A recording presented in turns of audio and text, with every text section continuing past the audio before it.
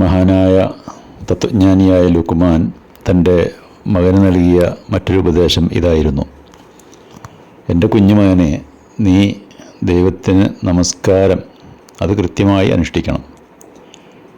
അതോടൊപ്പം തന്നെ നന്മ കൽപ്പിക്കണം, തിന്മ വിരോധിക്കുകയും വേണം. നിനക്ക് ബാധിക്കുന്ന ക്ലേശങ്ങളിൽ നീ ക്ഷമിക്കണം. തീർച്ചയായും ഇവയൊക്കെ ദൃഢനിശ്ചയമുള്ള കാര്യങ്ങളാണ്. നമസ്കാരം എന്നത് എല്ലാ മതങ്ങളിലും പറയുന്നൊരു സംഗതിയാണ്. എല്ലാ പ്രവാചകന്മാരും വളരെ പ്രാധാന്യപൂർവ്വം കൽപ്പിച്ചിട്ടുള്ള സംഗതിയാണ് ദൈവത്തിന് നമസ്കരിക്കുക എന്നുള്ളത്.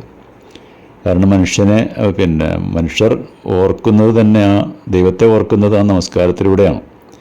നമസ്കാരമില്ലെങ്കിൽ ദൈവമായിട്ടുള്ള ബന്ധം ഇല്ലാതായിത്തീരും എന്നർത്ഥം.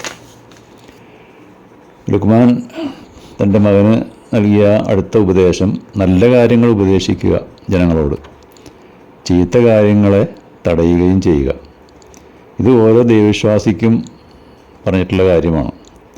കാരണം സമൂഹം നേരെ ചൊവ്വേ ജീവിച്ചെങ്കിൽ മാത്രമേ സമാധാനപരമായിട്ട് മനുഷ്യർക്ക് ഈ ഭൂമിയിൽ ജീവിക്കാൻ കഴിയുള്ളൂ.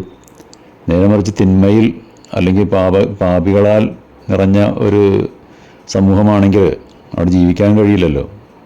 എപ്പോഴും പ്രശ്നങ്ങളും ബഹളങ്ങളും അസമാധാനവും അശാന്തിയും ഉള്ള ഒരു സമൂഹമായിരിക്കും അത്.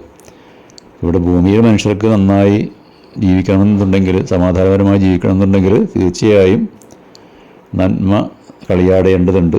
എപ്പോഴും നന്മ പ്രോത്സാഹിപ്പിക്കണം, നന്മ ഉപദേശിക്കണം. അതുപോലെ തന്നെ തിന്മ തടയുകയും വേണം. ആ രംഗത്ത് പ്രവർത്തിക്കുമ്പോൾ തിന്മയുടെ ശക്തികൾ വെറുതെ ഇരിക്കുകയില്ല.